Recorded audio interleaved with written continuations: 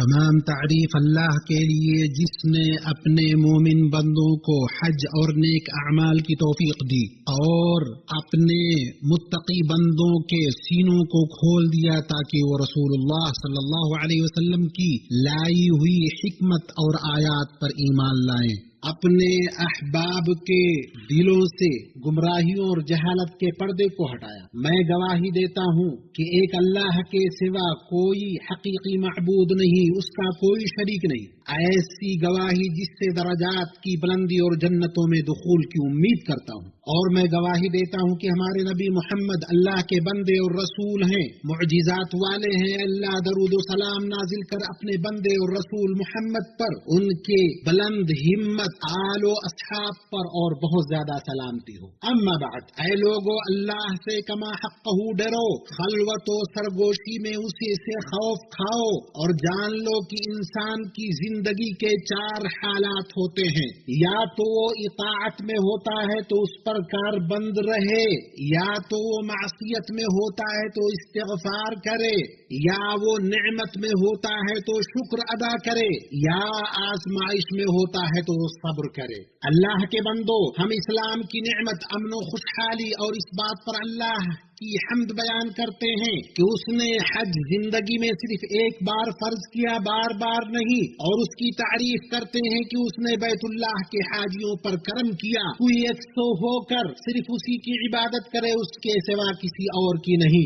اللہ خادم حرمین شریفین اور امانت دار ولی عہد اور ان کے ہدایت یاب حکومت کو اسلام اور مسلمانوں کی طرف سے بہترین اور پورا بدلہ دے۔ اللہ کے بندو، یہ ہمارا دن ان فضیلت والے گنتی کے ایام میں سے ہے جن کا ذکر اللہ نے اپنی کتاب عزیز میں کیا ہے، اور اللہ تعالی کی یاد ان گنتی کے چند دنوں میں کرو۔ 2 دن کی جلدی کرنے والے پر بھی کوئی گناہ نہیں، اور جو پیچھے رہ جائے اس پر بھی کوئی گناہ نہیں، یہ پرہیزگار کے لیے ہے۔ گنتی کے دن عید کے بعد ایام تشریق کے 3 دن ہیں، کیونکہ انہی کی خصوصیت اور شرف ہے۔ اسی طرح حج کے بقیہ اعمال انہی میں انجام پاتے ہیں۔ یہ ایام کھانے پینے، ذکر، دعا، توبہ اور استغفار کے ہیں، خیر و برکت کے دن ہیں۔ ہمارا آج کا یہ دن حج سے روانگی کا پہلا دن ہے۔ یہ اس شخص کے لیے جو جلدی کرے۔ اس دن حجاج مشاعر مقدسہ سے رخصت ہوتے ہیں، جبکہ اس کے بعد وہ ان مقدس جگہوں پر اللہ کے سامنے کھڑے ہو چکے ہیں۔ رب عز و جل نے حاجیوں پر اپنے جود و کرم کی برسات کی، نیکو کاروں کی بدولت گناہگاروں کو بخش دیا، حاجیوں کو اور ان کو بخشا جن کی انہوں نے سفارش کی۔ امن و امان، راحت و استحکام، آسائش میں آسانی اور سہولت کے ساتھ اس عظیم فضل کو انہوں نے حاصل کیا، اور اس دائمی شرف سے سرفراز ہونے کے بعد وہ اپنے اہل و عیال اور ملکوں کی طرف واپس ہوں گے۔ اس شخص کو مبارکباد ہو جس کا حج مبرور ہوا، اس کی کوشش کی قدر ہوئی، اس کا عمل مقبول ہوا، گناہوں سے ایسا پاک ہوا جس طرح اس دن تھا جب اس کی ماں نے اسے جنا تھا، وہ اللہ کی خوشنودی اور رحمت سے کامیاب ہوا۔ چنانچہ یہ سب سے بڑی نعمت ہے جس کا شکر کرنا اور جس کی حفاظت کرنا ضروری ہے، کیونکہ نعمت کا بدلہ صرف شکر ہے،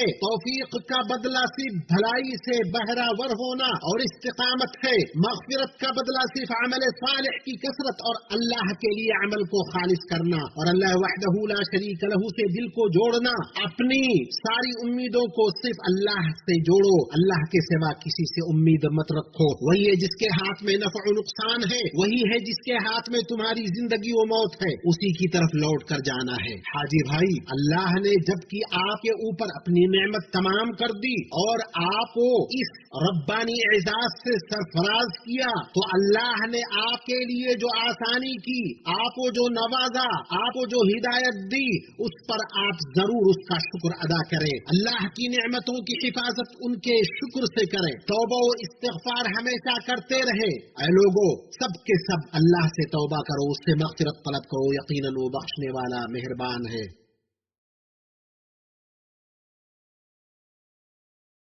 تمام تعریف اللہ رب العالمین کے لیے ہے، بہتر انجام متقیوں کے لیے، اور سرزنش صرف ظالموں پر ہے، اور درود و سلام نازل ہو انبیاء اور رسولوں میں سب سے معزز ہستی محمد پر اور ان کے تمام آل و اصحاب پر۔ اما بعد، میں آپ کو اور خود کو اللہ کے تقوی اور دین اسلام اور اس کی تعلیمات کو مضبوطی سے تھامنے کی نصیحت کرتا ہوں۔ بئی طور کی 5 نمازیں پڑھو، 1 مہینہ کا روزہ رکھو، اپنے حاکم کی اطاعت کرو تو اپنے رب کی جنت میں داخل ہو جاؤ گے۔ مکارم اخلاق پر کاربند رہو، پاک دامن رہو تاکہ تمہاری بیویاں پاک دامن رہیں، اپنی نگاہیں نیچی رکھو اور اپنی شرمگاہوں کی حفاظت کرو، اور پاک دامن بھولی مومن عورتوں پر تہمت لگانے سے بچو۔ اپنے والدین کے ساتھ حسن سلوک کرو، اپنے رشتہ داروں کو جوڑو، اور اس طرح پاکیزہ دلوں میں روحانی طور پر یہ تعلیمات سرایت کر جائیں گی۔ اور درود و سلام بھیجو بشیر و نذیر اور روشن چراغ